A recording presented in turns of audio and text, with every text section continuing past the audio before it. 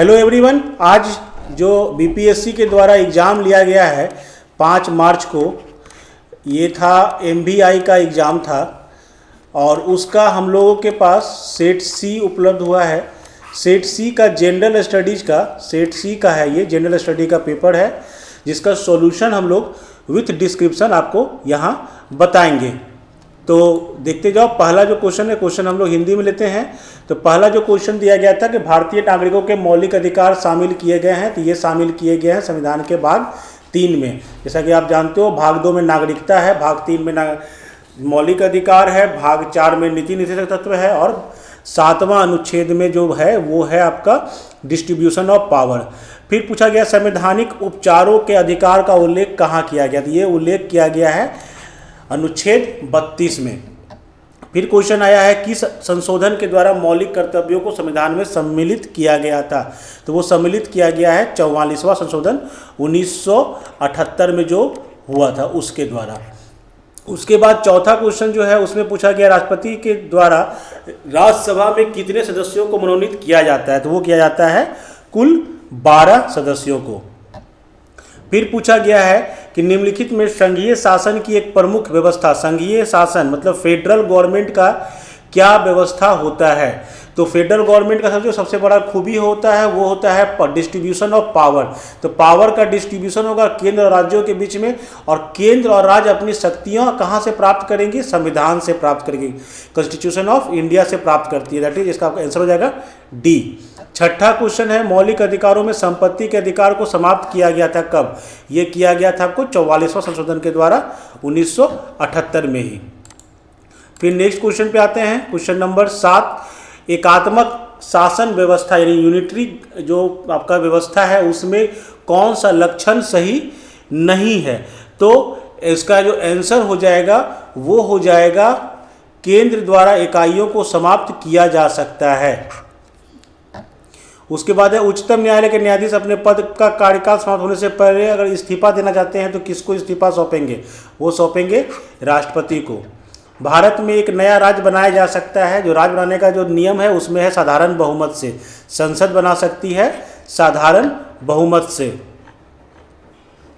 उपराष्ट्रपति का सेवा काल कितने दिनों का होता है, तो उपराष्ट्रपति का सेवा काल होता है 5 वर्षों के लिए। राज्यसभा का सदस्य चुने जाने के लिए किसी व्यक्ति की निर्धारित न्यूनतम उम्र कितनी है, तो वो होती है 35 साल। राष्ट्रपति और मंत्रिमंडल के मध्य प्रमुख कड़ी कौन है, तो वो होते हैं आपके प्रधानमंत्री। नेक्स्ट देखते हैं क्वेश्चन हम लोग। नेक्स्ट क्वेश्चन जो है वो है उपराष्ट्रपति को पदावधि पूर्ण होने से पूर्व अपने पद से हटाया जा सकता है, किसके द्वारा हटाया जा सकता है, तो वो हटाने का अधिकार है संसद के पास, दोनों सदन के सदस्यों के द्वारा। 14 में है भारतीय संविधान के संशोधन का प्रस्ताव लाया जा सकता है किसके द्वारा, तो संसद के द्वारा लाया जा सकता है। फिर है स्पीकर जो होते हैं वो पदेन अध्यक्ष होते हैं किसके, स्पीकर होते हैं पदेन अध्यक्ष कानून समिति के। दोहरी नागरिकता डुअल जो सिटीजनशिप है वो किसका लक्षण है, तो वो लक्षण होता है एकात्मक शासन का। समांतर सभी महत्वपूर्ण निर्णय लिए जाते हैं किसके द्वारा, वो लिए जाते हैं मंत्रिमंडल के द्वारा, कैबिनेट के द्वारा डिसीजन लिया जाता है। सार्क का स्थापना कब हुआ था, तो सार्क का स्थापना हुआ था 1985 में। यूएनओ की स्थापना कब हुई थी, यूएनओ की स्थापना हुई थी 24 अक्टूबर 1945। उसके बाद है गुट निरपेक्ष आंदोलन के संस्थापक कौन नहीं थे, तो उसका आंसर हो जाएगा डी। आते हैं नेक्स्ट क्वेश्चन पर। नेक्स्ट जो है 21 नंबर, उसमें पूछा गया है कौन सा बैंक मुद्रा निर्गत करता है, तो मुद्रा निर्गत करती है reserve bank of India, answer हो जाएगा आपका बी। फिर पूछा गया है 22 में कि कुल जनसंख्या में विभाजित देश की कुल आय की औसत आय, कुल जनसंख्या से विभाजित देश की कुल आय औसत आय है जिसे क्या कहा जाता है, उसे कहा जाता है प्रति व्यक्ति आय। आत्मनिर्भर भारत योजना कब प्रारंभ की गई थी, तो प्रारंभ की गई थी 2020 में। जो आपका कोई ऑप्शन नहीं है। इसका मतलब कैंसर क्या हो जाएगा, उपयुक्त में से कोई नहीं। फिर है 24 नंबर में, व्यापक तौर पर राष्ट्रीय अर्थव्यवस्था 3 क्षेत्रों में बटी हुई है। तृतीयक क्षेत्र जो है, तीसरा नंबर क्षेत्र, उसको क्या कहा जाता है, तो वो होता है आपका सर्विस सेक्टर, सेवा क्षेत्र। आंसर हो जाएगा सी। फिर 25 में पूछा गया है, भारत सरकार का बजट जो आया था अभी पहले मार्च के महीने प्रस्तुत किया जाना था, वो समानता फरवरी के किस वर्ष में प्रस्तुत किया जाने लगा है, तो वो किया जाने लगा है 16। 26 नंबर क्वेश्चन में है कि 2018 में निम्नलिखित में किस देश का मानव विकास के संदर्भ में भारत की अपेक्षा अच्छा प्रदर्शन था, तो उसका था वो होगा आपका आंसर श्रीलंका। नेक्स्ट क्वेश्चन जो है आपका, भारत सरकार का बजट प्रस्तुत करने वाली प्रथम महिला वित्त मंत्री कौन थी, तो प्रथम महिला वित्त मंत्री जो थी वो थी इंदिरा गांधी। कोपरा का अर्थ क्या है, कोपरा का अर्थ है भारत का उपभोक्ता संरक्षण अधिनियम। 29 नंबर में पूछा गया है कि वैश्वीकरण के संदर्भ में MNC मल्टीनेशनल कंपनी होता है, मल्टीनेशनल कंपनी, जो आपका कोई ऑप्शन नहीं दिख रहा है, आंसर हो जाएगा डी। फिर 30 में पूछा गया है किस वर्ष पूर्व पंचवर्षीय योजना को समाप्त किया गया, तो समाप्त किया गया 2017 में।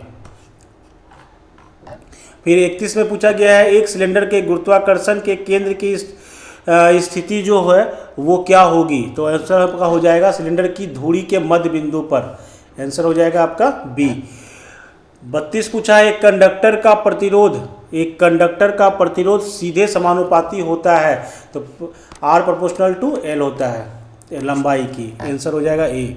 फिर है कौन सबसे अधिक सुचालक है, सबसे अधिक सुचालक कौन है, चांदी होगा। 34 एक कूलम आवेश को 6 वोल्ट की बैटरी से गुजारने का कार्य क्या होगा, वर्क निकालने पूछा गया है 34 नंबर में। 34 का आंसर हो जाएगा आपका 6 है, और एक कूलम में 6 गुना 1 6 जूल हो जाएगा। नेक्स्ट क्वेश्चन जो है, ऊर्जा का प्रदूषण मुक्त स्रोत कौन सा है, तो सौर ऊर्जा सबसे बढ़िया, जिसमें कोई पॉल्यूशन नहीं होता है। फिर सबसे अधिक प्रकाशीय घनत्व वाला माध्यम कौन सा होगा, तो वो हो जाएगा हीरा। 37 में पूछा गया है 1898 में परमाणु का एक पहला मॉडल प्रस्तावित किया गया था, किसके द्वारा, तो वो हो जाएगा जे थॉमसन के द्वारा। फिर पूछा गया है 38 में H परमाणु की त्रिज्या, H परमाणु में त्रिज्या R के कक्षा में एक इलेक्ट्रॉन की गतिज ऊर्जा निम्नलिखित में किसके समानुपाती होती है, तो वो होता है E² × R का। उसके बाद है चुंबकीय संवेदनशीलता में से किसमें तापमान पर निर्भर नहीं करती है, आंसर हो जाएगा ए, प्रति चुंबकीय पदार्थ पर।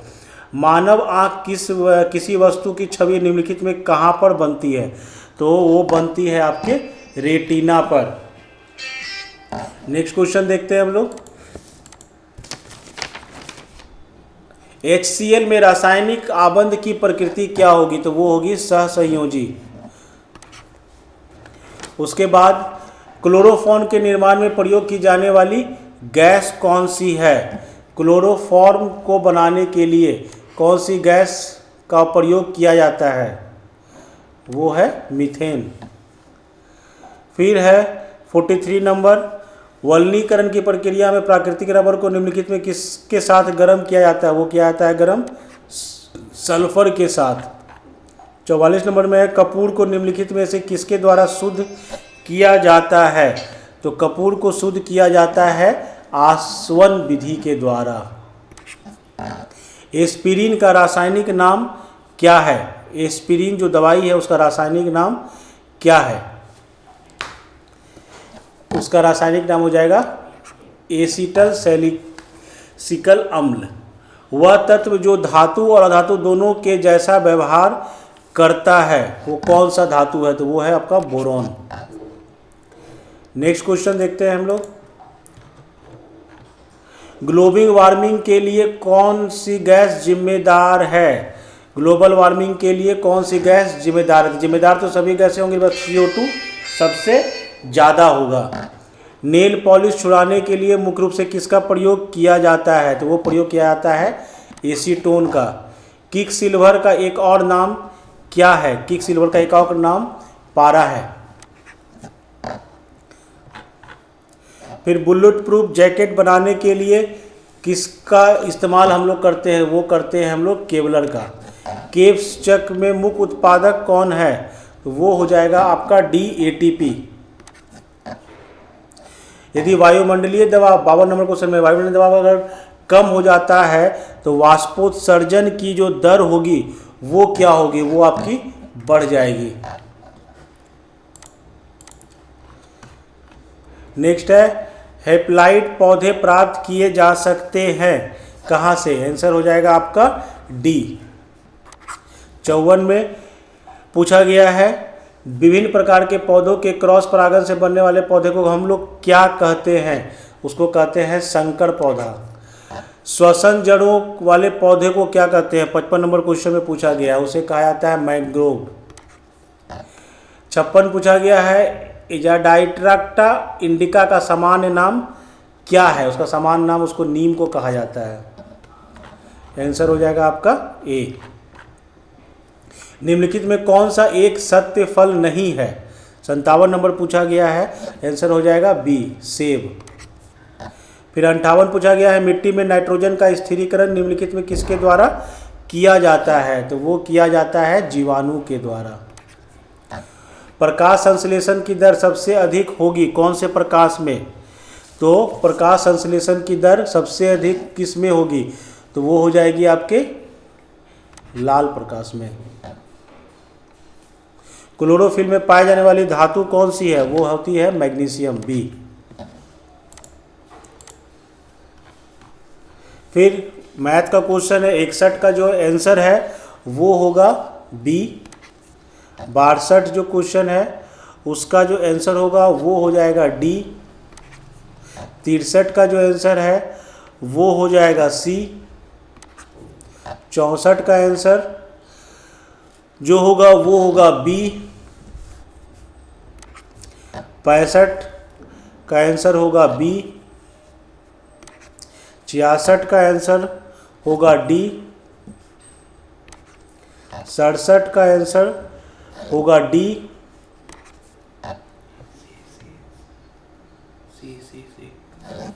67 का C होगा।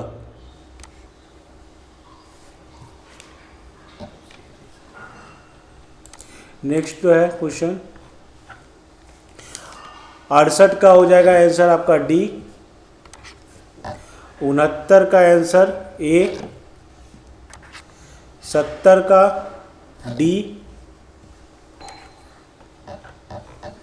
71 का जो आंसर होगा वो होगा B। 72 का आंसर पूछा गया है किस भारतीय अर्थशास्त्री को स्पेन शीर्ष प्रिंसेस ऑफ ऑस्ट्रियस पुरस्कार से सम्मानित किया गया है? तो वो किया गया था अमर्त्य सेन को।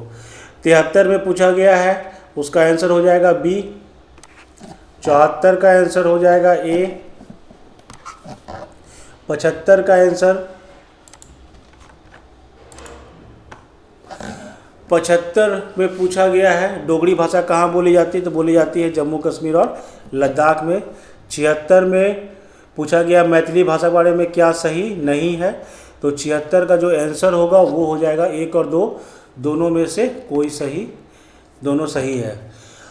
77 का आंसर हो जाएगा D भिखारी ठाकुर। 78 का आंसर बिहार राज्य सरकार की जलकारू पहल किससे संबंधित है? जलकारू पहल ये एक्चुअल में जल से तो है लेकिन भूजल निकाय का मानचित्रण में भी ये होगा, इसका आंसर में थोड़ा कन्फ्यूजन है। 79 किस बीमारी से संबंधित है कोरोना वायरस? तो वो हो जाएगा B। बटरफ्लाई स्ट्रोक पद किस खेल से संबंधित है? तो वो हो जाएगा तैराकी से। अगला क्वेश्चन देखते हैं हम लोग। 1931 में चंद्रशेखर आज़ाद की मृत्यु हुई थी कहाँ हुई थी पूछा जा रहा है, इलाहाबाद में हुई थी। 82 में पूछा गया महात्मा गांधी के द्वारा आरंभ किया गया प्रथम सत्याग्रह कौन सा था, वो था चंपारण सत्याग्रह। भारत की पूर्ण स्वतंत्रता का प्रस्ताव किस स्थान पर पारित किया गया, तो वो पारित किया गया था लाहौर में। फिर है बिहार के किस वकील ने असहयोग आंदोलन के समय अपनी लाभप्रद वकालत छोड़ दी थी, हो जाएगा बी। फतेहपुर सीकरी के बुलंद दरवाज़ा का निर्माण किसके द्वारा कराया गया था, तो वो कराया गया था अकबर के द्वारा। मोहम्मद बिन तुगलक ने अपनी राजधानी दिल्ली से कहाँ हस्तांतरित की थी, वो हस्तांतरित की थी दौलताबाद, जिसे आज के डेट में सिकंदराबाद कहा जाता है। उसके बाद अगला जो क्वेश्चन है लास्ट आपका, सांची के स्तूप का निर्माता कौन था, तो वो थे अशोक, सी हो जाएगा। खजुराहो के प्रसिद्ध मंदिर का निर्माण किसके द्वारा कराया गया था, वो कराया गया था चंदेलों के द्वारा। गौतम बुद्ध ने अपना प्रथम धर्म उपदेश कहाँ दिया था, तो वो दिया था सारनाथ में।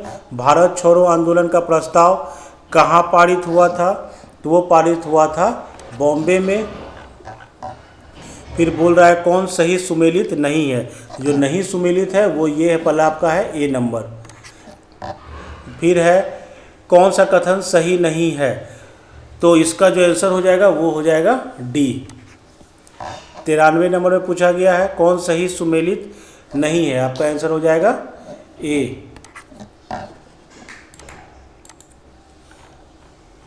94 में पूछा गया है सही उत्तर पहचानना है, आपको मिलान करना था, तो मिलान करके आपका जो आंसर सही आएगा वो आएगा डी। 95 में पूछा गया है कौन सा भारत का सबसे लंबा राजमार्ग है, तो वो हो जाएगा सी NH-44। 96 में कौन सही सुमेलित नहीं है, 96 का आंसर हो जाएगा आपका बी।